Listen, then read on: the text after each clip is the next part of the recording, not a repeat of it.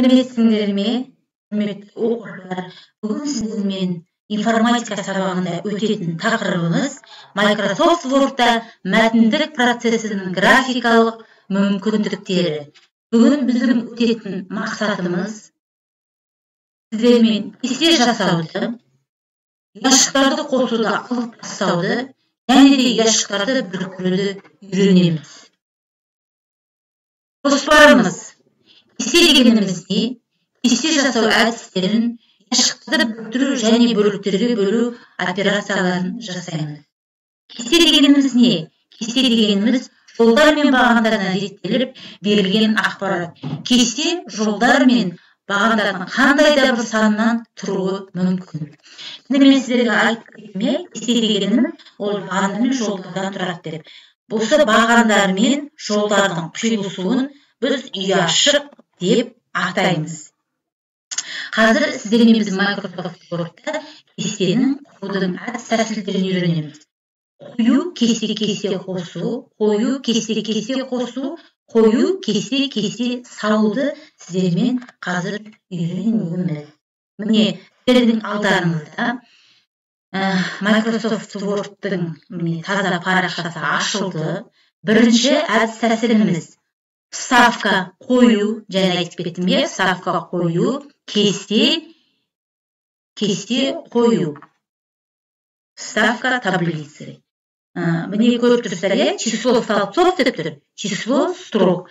Бағандардың саны мен жолдардың саны. Енді бізге қанша кесте, өзімізге қанша баған мен қанша жол керек екенін осы жерге өзіміз белгілеп аламыз тінтөрмен.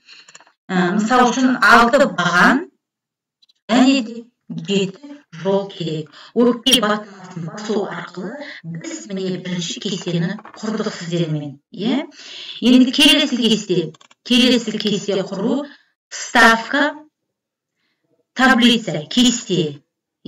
Осы батырмасын басу арқылы біз өзімізге міне кестені көрдік. Енді мына жерде көріп тұрсыздар, яшық тұр, яшықтар шығып тұр. Осы яшықтарды тінтөрдің сол жағы мен тінтөрдің сол жағы батырмасын басып тұру арқылы өзімізге қанша баған және де қанша жол керек екендігін көшеден таңдап аламыз. Міне таңдаймын, қанша бізге баған керек. Баған 7 баған және де 6 жол. Міне өзімізге келесі екінші кесте құрудың әдіс-тәсілін көрдік сіздермен. Енді үшінші, мысалы мен баған керек болып тұрмаған, мына жерде нарисовать таблицу, кесте салу дедім жаңа, кесте салу. Міне осы жерде бір бағанды қосамыз. Кестені осы қаламсап таңдау арқылы міне бір бағанды мен өзіме қосып алдым. Міне жақсы, өте жақсы балалар. Біз сіздермен бүгін кестені құруды үйрендік. Енді бізге, мысалы, осымен жұмыс жасап келе жатқан кезде бір баған жетпеді. Оны қалай істейміз? Тінтөрдің сол жағын таңдаймыз, бағанды таңдап аламыз. Тінтөрдің оң жағын басу арқылы ставить таблицу, ставить столбцы, бағандарды сол жаққа қосу. Міне қосылды, өте жақсы. Енді жолдарды өйтіп қосуға болады. Белгілейміз, тінтөрдің оң жағы мен сол жағын басу арқылы ставить таблицу строки снизу деп тұр. Кестедегі жолдарды төмен қарай қосу. Міне сіздермен біз қостық, өте жақсы. Енді қалай алып тастаймыз?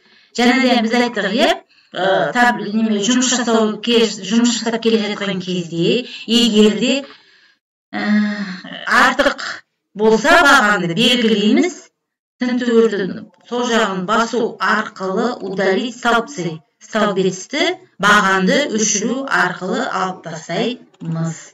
Жақсы, сіздермен біз үйрендік бағандарды қосуды, бағанды алып тастауды. Енді бағандарды біріктіруді қалай үйренеміз? Бағандарды біріктіру үшін мен, мысалы үшін, мына жерде осы 2-3 бағанды қосуым керек.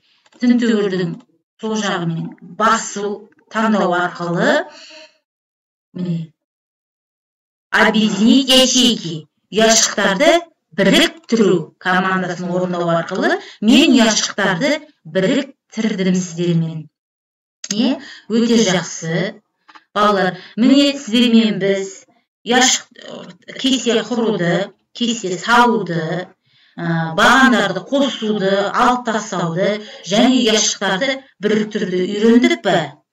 Үйрендік. Жақсы, өте жақсы. Енді қазір сіздермен сабағымызды бекітуде мынандай тапсырманы орындасақ.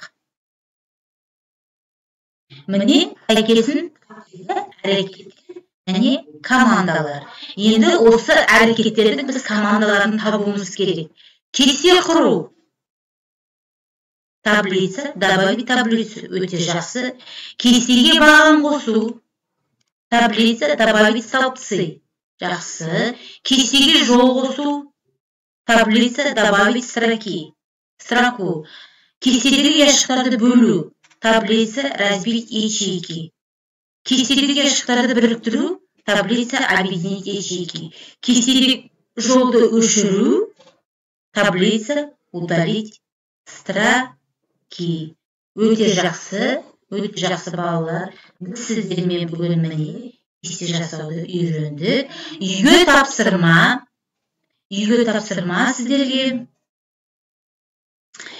тапсырма сіздерге. Microsoft Word'da кестемен жұмыс қайталау. Назарларыңызға рахмет. Сау болыңдар балалар.